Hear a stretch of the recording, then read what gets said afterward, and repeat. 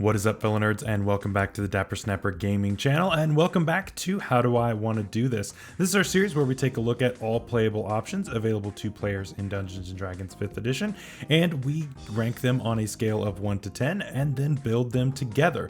Now, today is a follow-up to Tuesday's video, where we looked at the Artillerist Artificer, and we ranked it on a scale of 1 to 10. If you missed that, that'll be up in the iCard above, but today we're going to be building one together, and that is going to be a lot of fun. Before we get into it, make sure to leave a like on the video and subscribe if you haven't already. As you can see, the vast majority of the viewers of this channel have actually not subscribed, and so please go ahead, help us to grow, help us to reach more and more people, and all of those good things. Also, help me out by leaving a comment down below. Help us beat that YouTube algorithm, and let me know what you think of this build and what you would do to improve it. Now, keep in mind, we don't do power builds in this series, but we will have a power build series later on down the road. And just let me know what you think of this build just as it is. So as we discussed in our earlier video, we ranked this at an 8 out of 10, which is pretty good. I really like this thing. It's a lot of fun to play and to DM opposite of. Having a little bit of blaster while also having all of these infusions going. There's a lot of really cool flavor ideas that you can go with for this. It's just a lot of fun. Is it as good as other blasters in the game? No. And is it as good as some of the other subclasses? No, it's not. But it's still very good, and it's still a lot of fun, so I definitely recommend playing it. So before we get into our build for today, let's go over our rules right quick, and we will go over those one more time just so that we're clear on what we're doing in this series. First of all, we are going to be using a modified standard array for this, and that just keeps everything consistent across all of our builds, so that way a character doesn't feel over or underpowered because I rolled stats better or worse for one or the other, and this just keeps everything even. It's the same numbers every time. It just keeps everything even.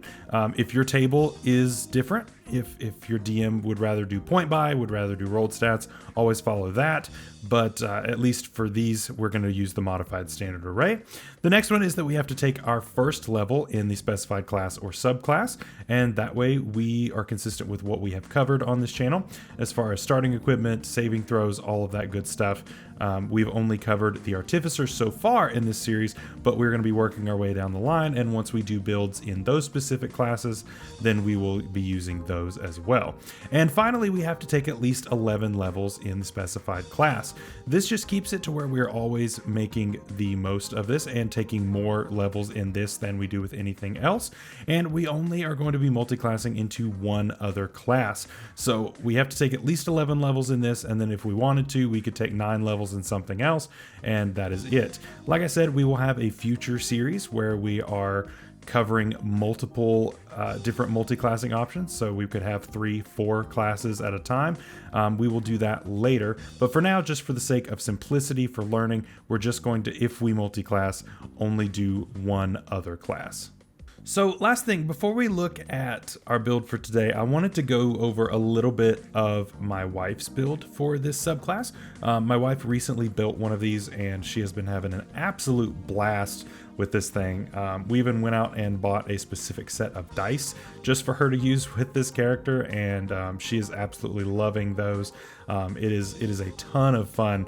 But so basically the idea with her, her character's name is Nissa. It is a rock gnome artillerist artificer. She comes from a remote island of other artificers, and specifically wooden toy makers, ones that may imbue tiny little toys and make them basically look like they've come to life, which is really cool. And then, you know, ships will come in and buy certain of them and then go sell them all over the world, which is really cool.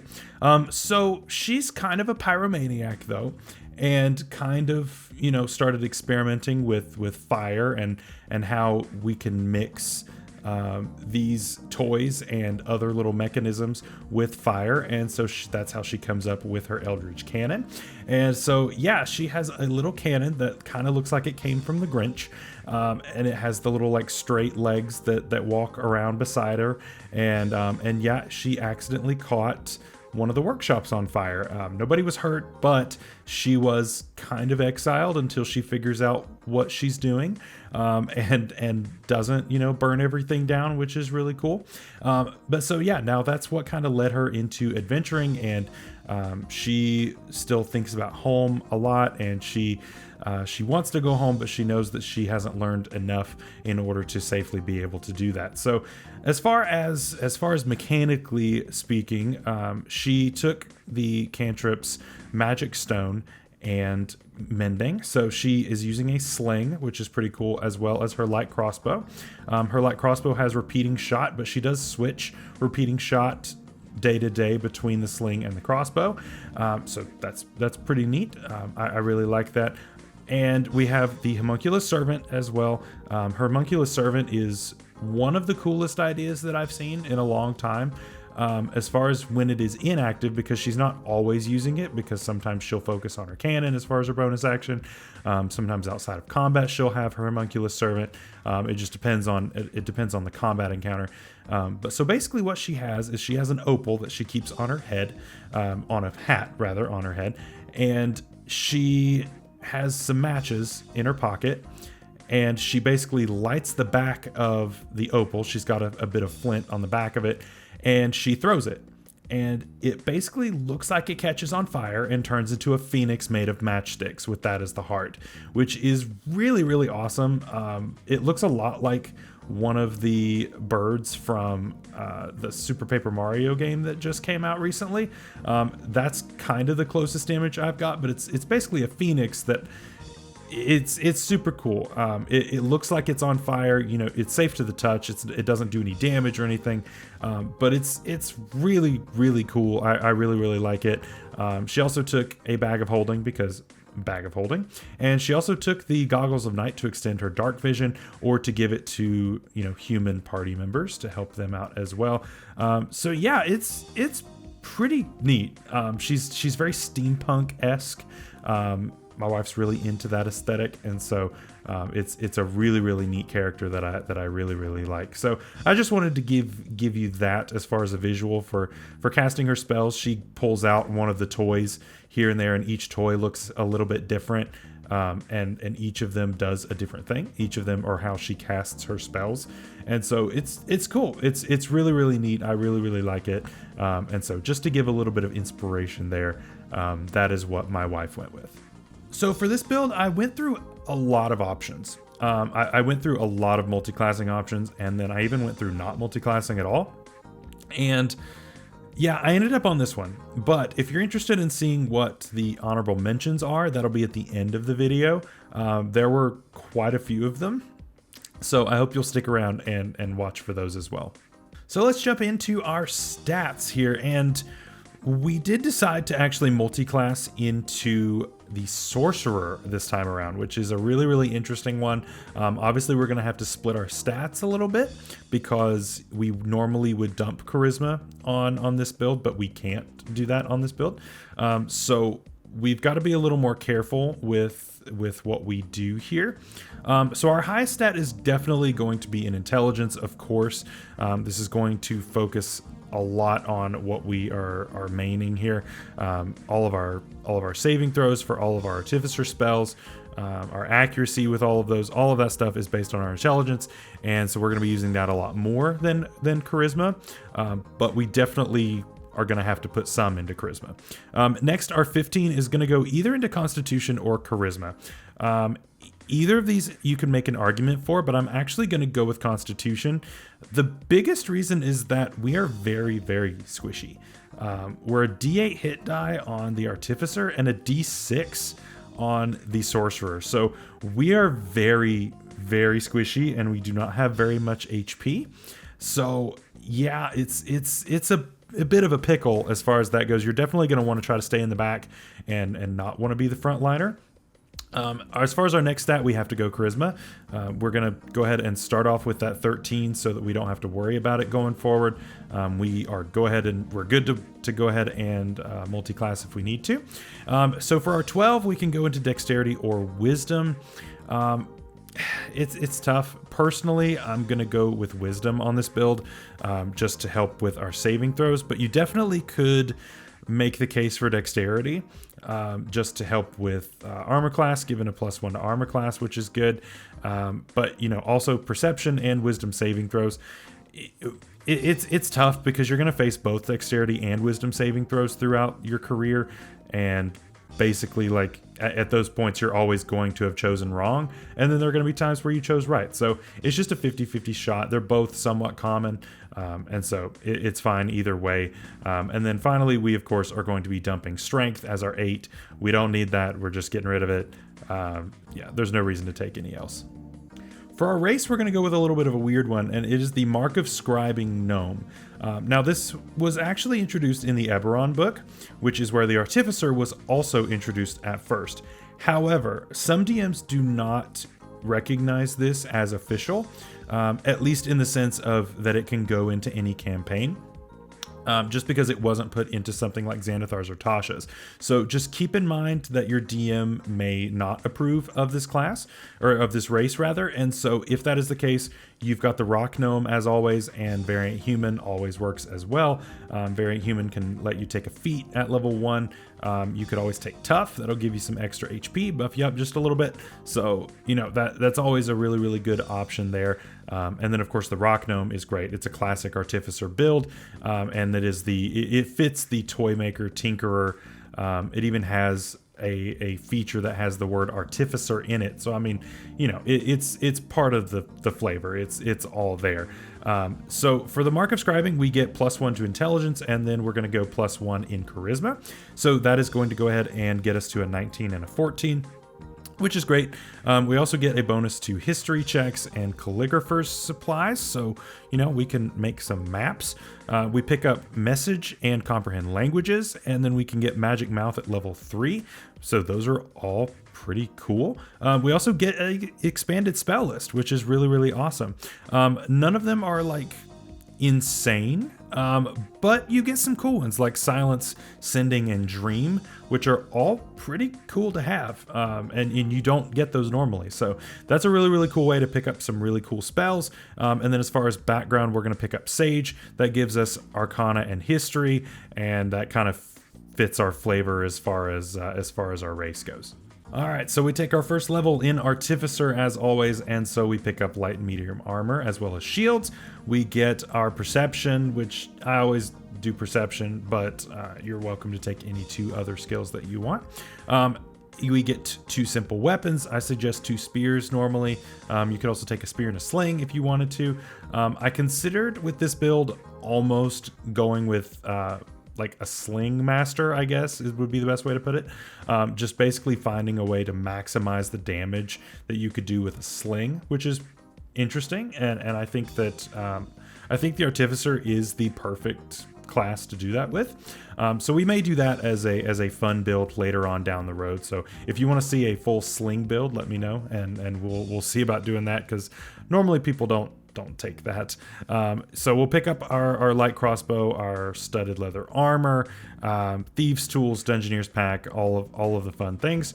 For this, we're going to get 2 cantrips, and I took Mending and Firebolt. Mending, of course, helps us with our cannon once we get to level 3, and then of course Firebolt gives us some good on-demand damage. So yeah, the on-demand damage that we can do once we get our cannon is actually pretty impressive, being able to fire off a Firebolt anytime we want, as well as our Force Ballista. And we can just do that as much as we want. We can spam that. And so that's a decent amount of damage, and we just can do it for free, which is great. I think that that's really, really cool. Now, one thing that's interesting is we can actually put our arcane focus, we can make it an enhanced arcane focus. So basically with this, we're going for wand and shield build, which is cool. We need the AC boost because we're a little weak in that department. So a shield is really nice. We can also add certain infusions to that to help out as well. And we're going to do that as we go, but we can put enhanced arcane focus on the wand, and so that will allow us to get a bonus to our spells that are needing rolls to hit, which is really, really cool. Now, one other thing as far as this goes, we did not go with this on this build, but just something to consider. You do pick up firearm proficiency here as well if your dungeon master allows it. If there are firearms in your campaign, this is definitely something to multi-class with the Gunslinger Fighter by Matt Mercer. That class with this as a dip, so that you can have repeating shot and never have to pay for ammo ever again, and ignore the reload. That's pretty great, honestly. Yeah, repeating shot is pretty nice on firearms. So if you have firearms in the campaign, you for sure want to take this as a dip, so that you can pick up repeating shot. Or if you are a gunslinger, you need to ask your friendly neighborhood artificer to imbue one of the guns so that you don't have to reload all the time. So at level 2, we get to pick up our infusions, and with this we're going to of course be taking Enhanced Arcane Focus like I mentioned earlier. And so this is going to allow us to actually get a +1 to hit when we use it to cast spells. Now some DMs rule that cantrips are not spells because they don't use spell slots. Definitely ask your DM his or her ruling on this. I personally consider anything that is on the spell list to be a spell. So, you know, I wouldn't be able to use this to use it on an ability, but it could be used with casting a cantrip. So I would argue that Firebolt works here, but some DMs rule that it doesn't. So just make sure you ask your DM whether or not that affects it, because that may affect whether or not you want to take this infusion. But at my table it does, and so we're going to take it. So that'll help with that as well. And so we're also going to grab the Enhanced Defense because our AC is kind of terrible, and so we're going to want to be able to add a little bit of a bonus to it. You could put this on the shield or on the armor. If you're wanting to plan a little bit ahead, you could put this on the armor, and then once you're able to take something like the repulsion shield, that's definitely something to consider, where you can just get people off of you if they're getting too close to you, which is good. But for now, we just get the Enhanced Defense, and that'll help us boost our AC. In the back, you could always consider taking the Bag of Holding. Homunculus Servant is always good, even though it competes for bonus action. It's still really good to have outside of combat. And if you don't have any cannons left, you've already used up your cannon for the day and you don't want to burn the spell slot, but you haven't activated your Homunculus Servant, you can use that, and you can use that. It's still good. You know, it does a little bit of damage, but it can also give the touch spells, which is great. So you can take things like Shocking Grasp or Cure Wounds and send the bird or the whatever it is to go and heal your allies while you're, you know, cowering behind a rock, which is cool. I think that's really, really awesome. It gives you a lot of different ways to use it. The final thing I would suggest is the Mind Sharpener. This is really, really cool for helping us maintain concentration. So this is good on basically any spellcaster, but for us, it's definitely a really, really cool bring. So at level 3, we get our subclass, and we are going to, of course, go with the Artillerist, and this is going to give us 3 different things. First, it is the Woodcarver's Tools proficiency. Who cares? Next is our expanded spell list, so we get Shield and Thunderwave here, and those are awesome. Shield is going to be something we probably are going to have to use quite a bit, just because our AC is on the lower side, but Shield helps. Shield helps a lot. We also have Absorb Elements, which is also really, really good for being a little sturdier, and we're going to pick up something else later that's going to help as well. We also get our Eldritch Cannon here, and most of the time, like 9 times out of 10, I'm going to go Force Ballista, just because you get a huge range. It is Force, which is the least resisted damage type in the game. And so this allows us to basically always be doing reliable damage. The Flamethrower is only good if you've got a bunch of enemies bunched up together, which isn't going to happen all that often. So basically I'm going to choose Force Ballista most of the time, and then Protector is just kind of sad, so I don't really think I'm going to be taking that very much. At level 4, we get an ability score improvement or a feat. We're going to go ahead and take the ability score improvement here and get our intelligence up to 20 and our constitution up to 16, which is really good. +1 to charisma won't make a difference here because we are already on an even number. So just raising the constitution up to boost its bonus is just going to give us a little bit more mileage here. So that's why we did that. At level 5, we get our Arcane Firearm, as well as access to Scorching Ray and Shatter, which are really, really cool options from our expanded spell list. And this just allows us to do a little bit more damage if we have to make a damage roll, which is really, really neat. So Scorching Ray totally works. And by the way I rule it, Firebolt also works. And so you just get to add a little bit of extra damage, which is always great. So level 6 is where we start to divert from the path of the Artificer, and we're going to go ahead and start taking some Sorcerer. This is a really, really fun way of multi-classing, and definitely not optimized, but it's fun, and that's what we're going for here. So I was amongst 3 different subclasses for the Sorcerer, and those were the Aberrant Mind, the Clockwork Soul, and the Divine Soul. We haven't covered these on the channel yet, but I'll give a basic rundown as to why I chose them. And when we get to them, we will explain them in great detail. But for Aberrant Mind, I thought about taking it because we could have actually picked up Hex.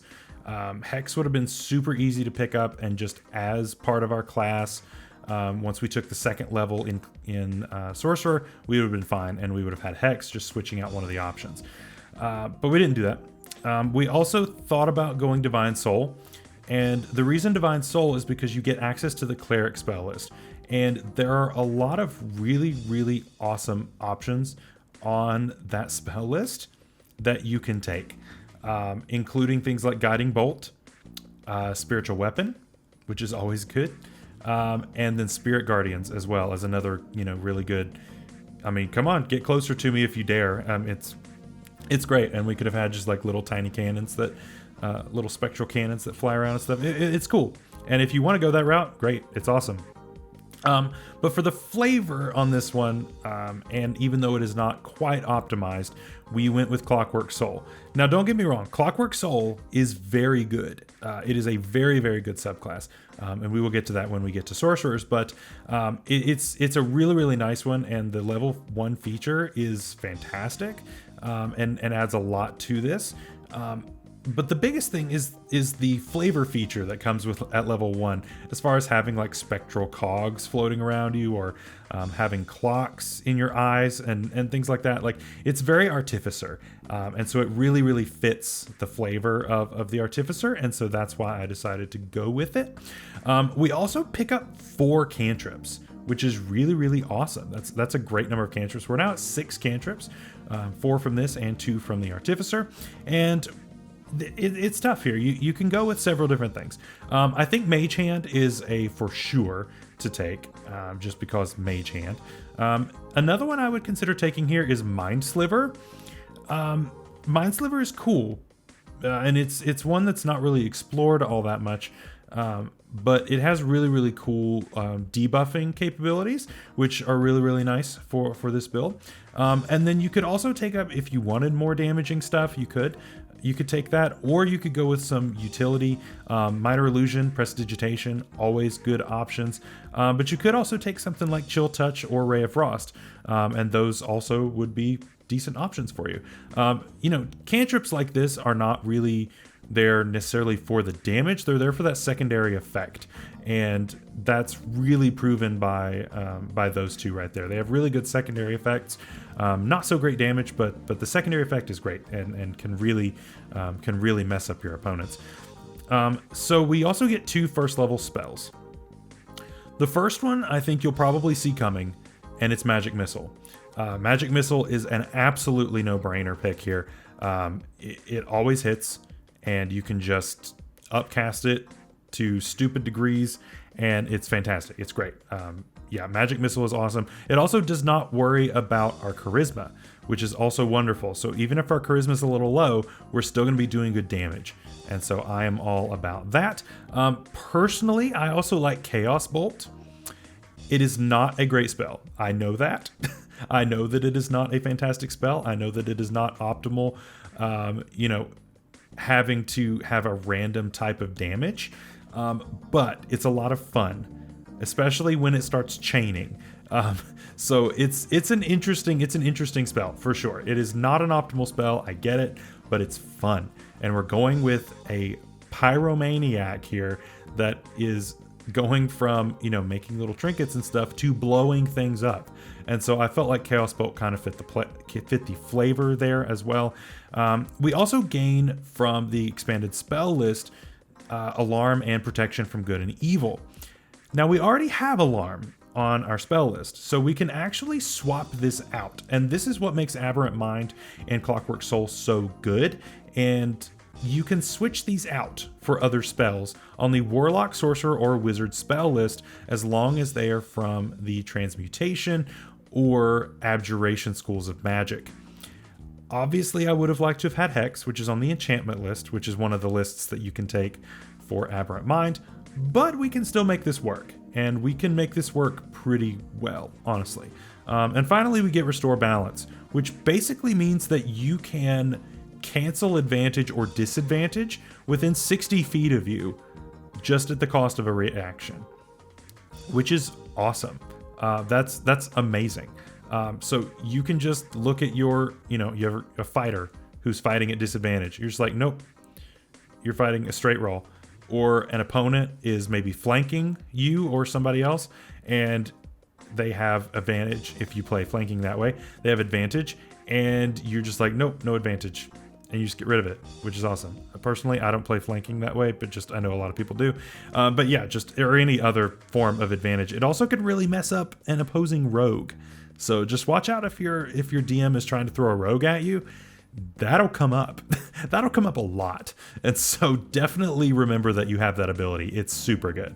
So level 7, we take our second level in Sorcerer, and this is going to give us Font of Magic. So Font of Magic is going to give us sorcery points, which can be converted into spell slots, which we will probably be doing daily, if not every other day, or we can convert them backwards. If we've got a bunch of extra spell slots, we can get sorcery points out of that to fuel meta magic later, which we will take in just a little bit. So we also get to switch out one of our spells from our expanded spell list. And so this is what makes Clockwork Soul super good, is that if you don't want one of the spells on there, you can just switch it out. We already have access to Alarm by our Artificer spell list, so we're going to swap that out and actually take Armor of Agathis. Armor of Agathis is a wonderful spell that allows us to have icy armor, and we basically have some temporary HP, and we can use it to also blast people in the face if they try to hit us. And so that's really awesome. I really, really like it. It definitely helps because, you know, we've got a low AC, so people may be trying to get up in our faces, trying to hit us with stuff. This is a really, really good way of racking up damage on them if they do that. And we also get one more sorcerer spell, and we're going to go ahead and grab Hold Person. Hold Person is a great little spell for taking somebody out of the fight for a little bit. Really, really nice. Definitely a good pick. At level 8, we get our meta magic, and this is wonderful. So we get to pick 2 out of the 10, and honestly, there's only like 1 or 2 others that I would even want on this build. For other sorcerer builds, you know, you've got a lot more options that you can use there, but honestly, I only need like 2 or 3 of them. So we're definitely taking Transmuted Spell. Transmuted Spell allows us to take an elemental damage type and change it to a different one at the cost of 1 sorcery point.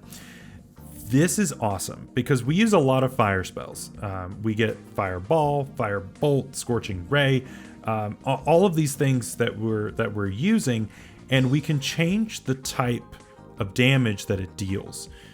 So if we're fighting, say, something that is resistant or immune to fire, our mileage is going to vary there a little bit, right? So we're not going to be able to be as effective as we want to be. However, we can just change the type at the cost of 1 sorcery point, which I think is a great trade. I think 1 sorcery point is a great cost for that, and it's wonderful. So we can have Cold Ball instead of Fireball. We can have Poison Ball instead of Fireball. This gives us a lot more flexibility in our casting, which is great. We also are going to take Empowered Spell, and this is also 1 sorcery point. Notice I only took low cost meta magics. I didn't want to take anything that cost a lot of sorcery points because we don't have very many. So I definitely don't want to take any of the high cost ones here. And so we're going to use this in order to basically reroll damage if we roll low.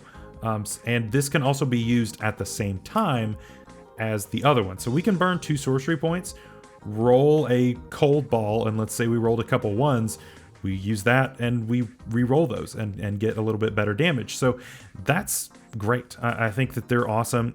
The only other one that I could think that you could possibly want is Subtle Spell.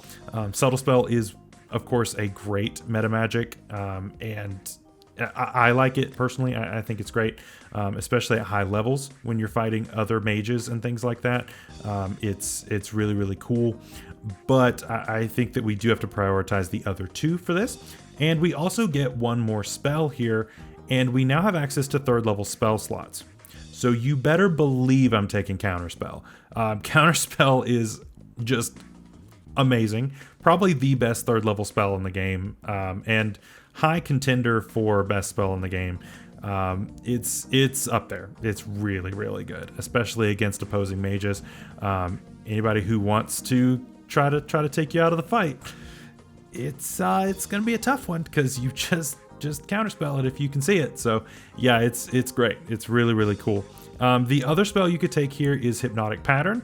Another way of controlling the battlefield. You could technically knock out a whole band of people standing near each other and then just kind of stare at the ground. That's also nice, and I think that that's a really good option as well.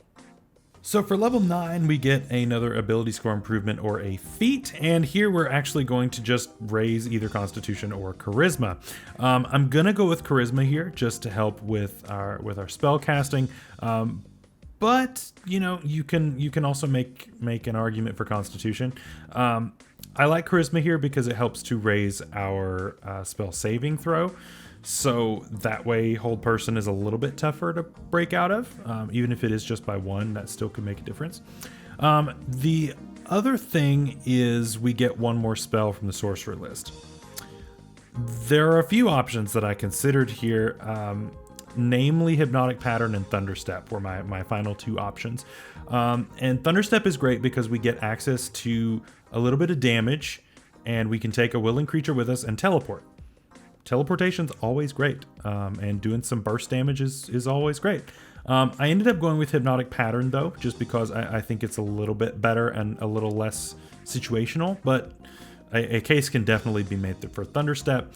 And last level, we actually picked up Aid and Lesser Restoration from our expanded spell list. And now this level, we can switch out Lesser Restoration because we already have it. And so we're going to switch it out for Maximilian's Earthen Grasp. This gives us another alternative to the Hold Person. And so depending on what you feel the stats out to be, again, a little bit of metagaming, but it's kind of expected. Whichever you think is a little bit lower, you can target that spell saving throw. So that's something that you can have. I really, really like it. It's a lot of fun. So keep in mind that we've got a ton of concentration spells, like a ton of them. So make sure that you're not trying to use more than 1 at once. It's a lot. There's a lot of spells that we have that use concentration. So just be careful with that.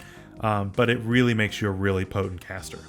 So level 10, and we return to our roots of Artificer, which is great. We pick up Tool Expertise, which is, you know, whatever.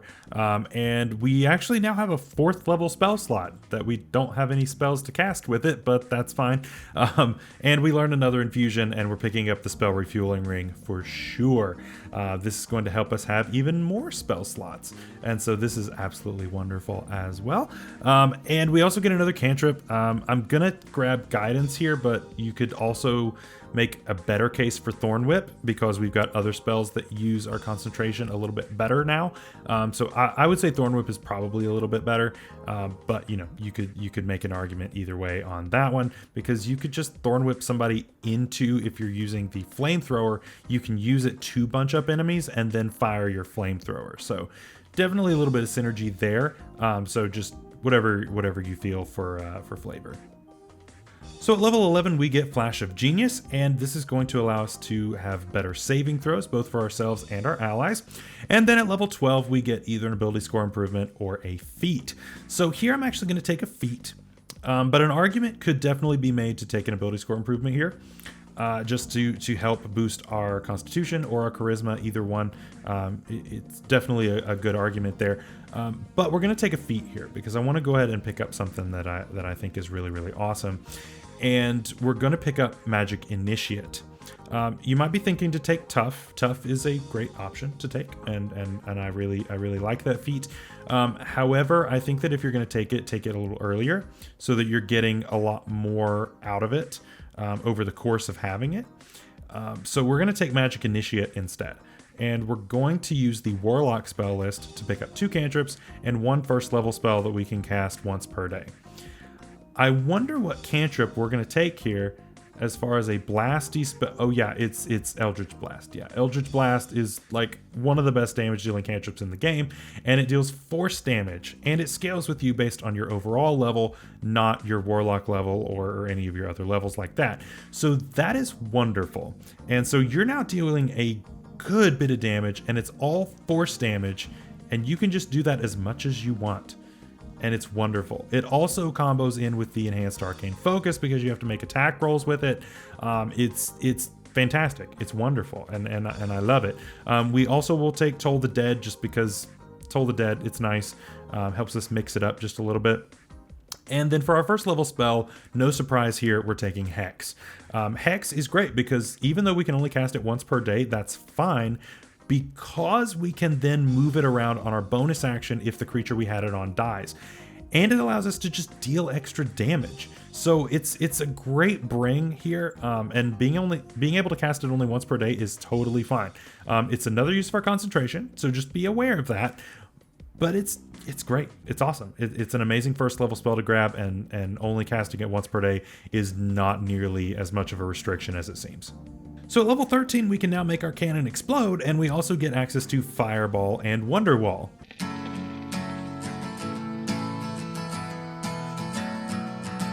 Windwall, that's what we pick up. Anyway, just keep in mind that we now have the meta magic that can turn this into Cold Ball or Poison Ball if we need to nuke a big bunch of enemies.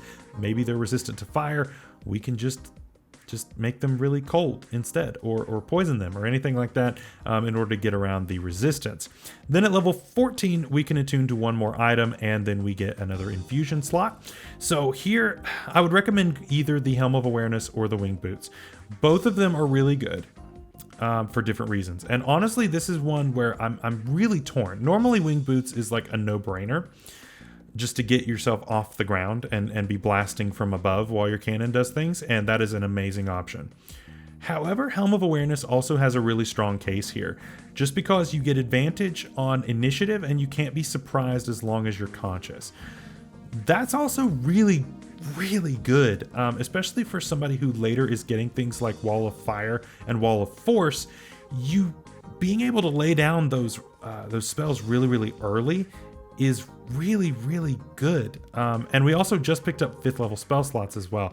But yeah, it's interesting. I personally think the Helm of Awareness is really nice, but Winged Boots, of course, have an amazing case to be made for there. I can definitely see an argument there.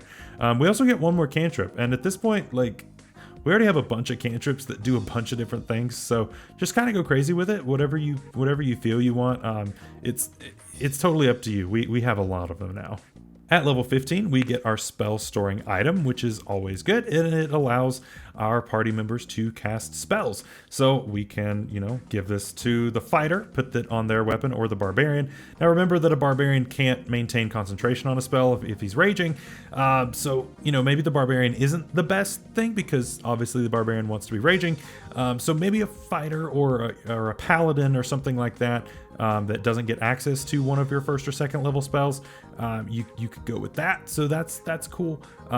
Personally, I think Fairy Fire, Grease, Enhanceability, and Large Reduce, those are your top contenders, but you could definitely make a case for some others as well. It would be really nice if we could do our Sorcerer spells, but we can't. It does specify that it has to be Artificer spells, unfortunately. At level 16, we get another ability score improvement or a feat, and now's the time to take Warcaster. Yeah, it's late to take Warcaster, but honestly, it's still fine. You're going to be fighting a lot of high-level mages and a lot of things that can get in your face really fast and try to break your concentration on those really important spells, so having Warcaster is really, really nice. Yeah, and then at level 17, we actually don't get anything. This is our first dead level. It's just the way that the levels worked out. In the Artificer, normally you will gain a new level of spell slot at these dead levels where you don't get a feature. But now they've all shifted, and so we don't get new spell slot level, we don't get a new feature, nothing. We don't get anything here. At level 18, we get Magic Item Savant, and we can attune to a new item and have a new infusion, which is always good. Ring of Protection is a great one, or a Cloak of Protection, either way. Being able to boost your AC is always nice. And, you know, we also have Shield, Absorb Elements, and Counterspell. So this just makes Shield more effective. Counterspell is always good. And we also have Flash of Genius, which combos with the other side if we have to make a saving throw. A lot of really, really good stuff. And we actually now pick up a 6th level spell slot for upcasting. And we get another Cantrip. Well, Lottie frickin' God! At level 19, we get Fortified Position, and now we can make 2 cannons instead of 1, and we get half cover if we're within 10 feet of one of them. This was the reason I didn't want to multi-class too hard, because you still want to get that second cannon. Having 2 cannons is way better than having just 1, and especially at high levels with being able to cast the Eldritch Blast as well as this on whatever is great, and almost nothing's going to resist it, and you don't have to worry about using spell slots. You just sit in the back, maintain concentration on something else, and just go ham. It's wonderful. And finally, at level 20, we get another ability score improvement or a feat, and I'm just going to go ahead and boost our Constitution here. You know, you could definitely take a feat here, but I'm just going to boost Constitution even more. You could make a case for Charisma if you wanted to, but I'm going to go with Constitution here. It's not you know, terribly important as far as right here at the very end. It's not going to make a huge difference over the course. And a feat might be a little bit better, but honestly, I think that this is good. I think it helps us with concentration, even though we are, you know, proficient in maintaining concentration and that sort of thing. But yeah, I think it's fine. I think it's fine to go ahead and take a bonus to Constitution here, as well as possibly taking Charisma. Either one's fine. So that's it. Let me know what you think of the build down below. I really like this build. I think this is super fun. The Clockwork Soul not only gives us a lot of really cool flavor, but also being able to just cancel advantage and disadvantage is awesome. And that can, you know, save your allies, or it can be the downfall of your enemies. You know, your enemies trying to play the trap card of having disadvantage, and you're just like, no. It's great. It's awesome. And it definitely gives you something that you never would have been able to do otherwise.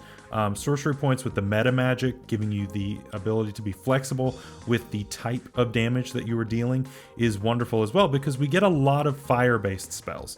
And so this allows us to not have to worry about what type the spell actually is, and only worry about hitting, and we're fine, and we can get around the resistance and the immunity. So that's really, really nice as well. So yeah, we just added some more blaster to our blaster, and I think it's really, really cool. So finally, before I go, I wanted to mention our multi-classing honorable mentions. And so the first one that we almost went with was the straight build to 20. Honestly, I think that that's probably your strongest option. I think a straight build of Artillerist is really, really good, and there's a really, really good case to be made for it, just because Soul of Artifice is nice. However, you all know my feelings on Soul of Artifice. I don't think it's the most busted thing, and I think it can be somewhat of a trap, especially at level 20. And so I think it can be bad depending on the situation and what it forces you to do. The next one that we went with was, of course, Wizard. Wizard was a big contender, and I actually considered 3 different builds for this. First was the Blade Singer, so giving us a little bit more of a a martial aspect to it while still being able to cast spells and not sacrifice any spell slots. There was also Chronergy and Divination, which are just great wizard subclasses in general. I just didn't like the feel of them. I think they were a little cheap, maybe a little forced. Yeah, it was a tough one. It just didn't fit the theme that I was going for ultimately. We then looked at Warlock. Warlock is of course really cool, giving us the Pact Magic feature and allowing us to take Eldritch Blast right away, which would have been great. But we did pick it up through Magic Initiate, so it's all good there. And then finally, I actually considered a Gish style with this, with Fighter, in order to grab extra attack. Now, one thing to keep in mind is that extra attack doesn't mean casting spells. The only time that means you can is with the Bladesinger, which was why I considered taking extra attack here, because you can make a swipe and then cast a cantrip. So yeah, it's not as good, but we would have went ahead and picked up a weapon and had that instead of our wand and shield combo. But I think the wand and shield combo is just more fun. I love the idea of, you know, you look like a Spartan that's going in, except you don't have a big spear. I mean, there's one on your back, but you're not holding the spear, you're holding what looks to be a little magical gun and firing spells from that, which is really cool. And yeah, I think it's great, but it also allowed for things like Action Surge, and Action Surge is always wonderful. And you know, we could still have our cannon at level 20 if we did 5 levels to get extra attack for the fighter, and then we take 15 in Artificer. We still had our second cannon. So Bladesinger makes a little more sense in that case, but it's 6th level for extra attack on the Bladesinger, so we would have missed out on our second cannon, so that wasn't an option for me. So that is it. Let me know down in the comments what you think of this build, and of course leave a like and subscribe if you haven't already. We are going to be covering the Battlesmith next week, and that will be it for the Artificers. So it's sad to see them go, but we may get some more in the future, in future books. I would love to get more subclasses in the Artificer because I love the class, and if those do come out, we will cover those as well. So I hope you guys have a great day, great week, and I hope to see you all in the next video. Stay safe out there. We'll see you later. Bye-bye.